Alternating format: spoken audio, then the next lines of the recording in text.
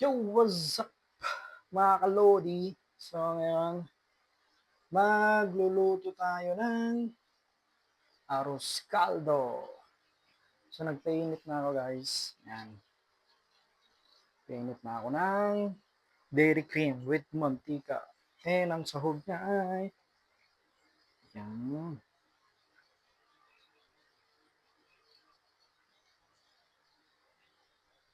So magluluto na tayo guys. So samahan niyo ako magluto ng Pinoy or Ilocano arroz caldo. Let's go! So ang una natin guys ay yung luya.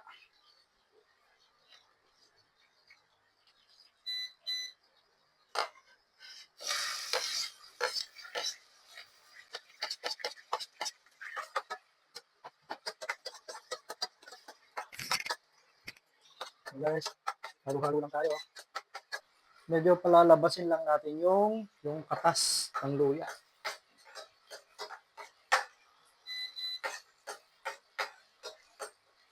Dapat mahina lang yung apoy para hindi matunaw o kaya mawala yung dairy cream natin. Kaya nilagyan ko ng mantika para hindi masyadong kaya para hindi agad mawala yung dairy cream. So yan. Pwede na natin isunod tong sibuyas at bawang.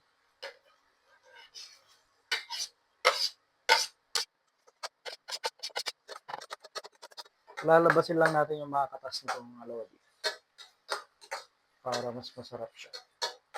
And then, ang isusunod natin ay itong manok. Manok na hiniwa-hiwa ko yung breast. And then, meron tayong buo na paborito ng aking kapatid. Chicken wings. Yan.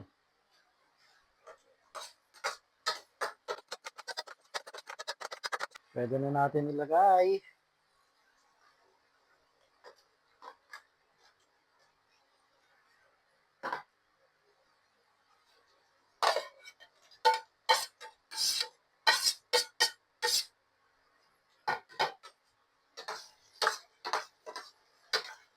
Halo-haluin lang natin. Halo-halo lang. Hirap magluto dito, guys. Yun eh. At ang sabaw nito ilalagay natin dito sa Tupperware kasi gagamitin pa natin ang pinagbabaran ng bigas na malagkit. Init. Tingnan niya yung mga inyong niluluto ko.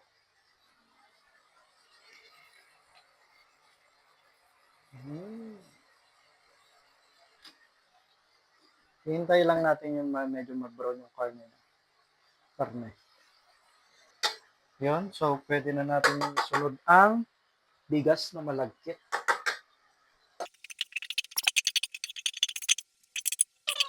Kainaan lang natin para hindi siya masunog at dumikit sa lutuan. So of course, kukunin natin ang patis, magic sarap, or seasoning, magic seasoning. O yun o. At kukunin din natin dito sa rep ang tantanan chicken cube. Patis, chicken cube, and seasoning mix. And of course, kukuha rin tayo ng paminta. So yun, kumulo na guys. Kumulo na siya. Sarap nito guys. So, pwede na natin ilagay ang nagbabaran ng malagkit. So, dahan-dahan lang para hindi matapon. Yan. So, papakuluin lang natin siya tapos halo-haluin lang para hindi na dumikit. So, let's go. Mamaya ulit. So, yun na guys. Kumukulo na. So, hahalo-haluin lang natin to.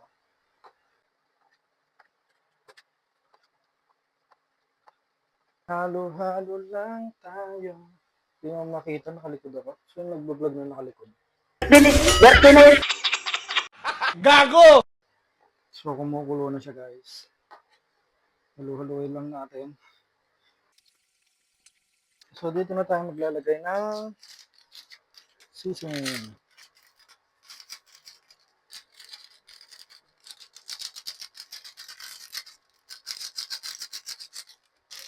Chicken cube. At konting patis. Konti lang. Halo-halo lang tayo, guys. Lapit na to, ha.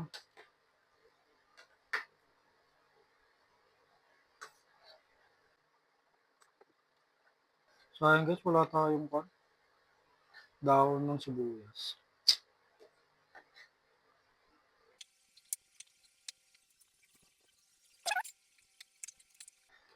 Dapat pag nagluluto kayo ng arroz caldo, dapat binabantayan.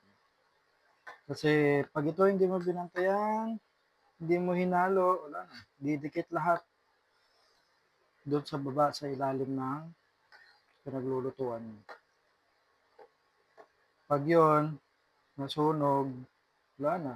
Papangit na yung lasa ng arroz caldo mo. Pangit na.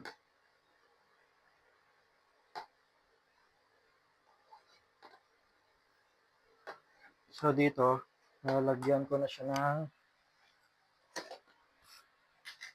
pamintang durog.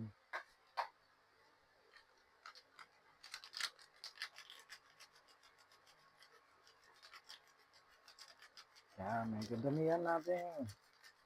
Mas masarap pag mas maraming paminta.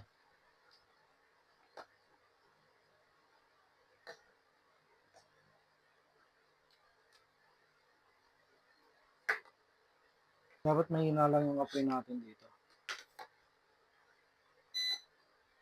So, pwede na natin itong tikman.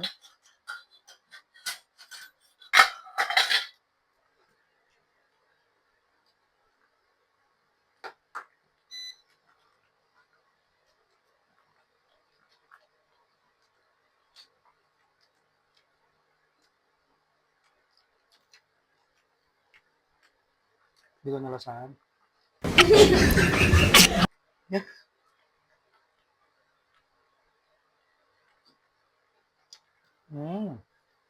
Okay na siya. Okay na.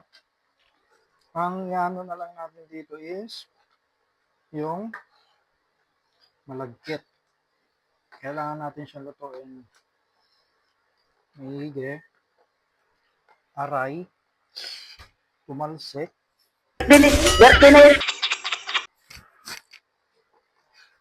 Kailangan natin siyang lutuin maigi. Para hindi siya para maganda yung pagkaluto. Ha? Ano daw? So, parang lalagyan ko pa siya ng tubig. Tubig lang. Para hindi siya masunog. Para maluto lang yung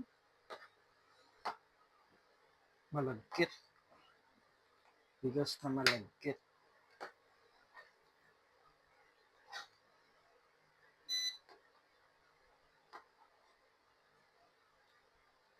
Dapat talaga pag magluluto kayo ng arroz caldo, konting tiyaga talaga. Kasi ito babantayan at babantayan mo talaga. So, pahinga.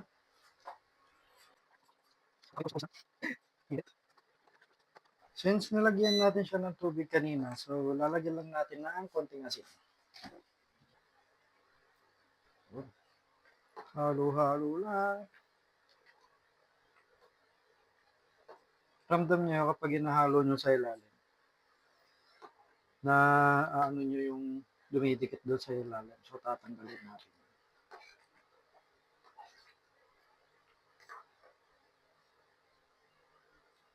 So, parang mukhang luto na to. So, titikman natin ulit.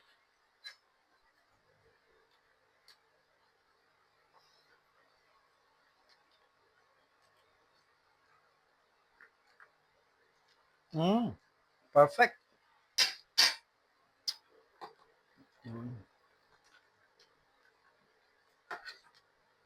Sarap. So, sa tingin ko pwede na to. Pwede na tayo tigil yung pagkukunwari.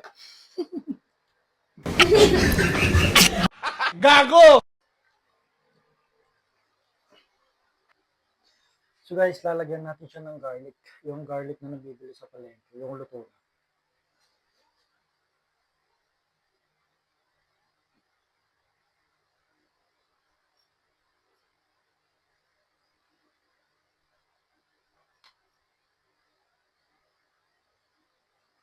Yun. Many minutes later.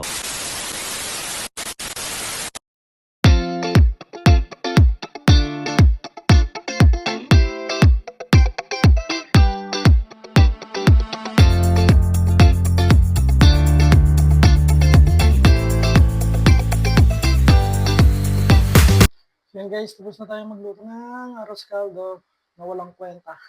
May vlog lang.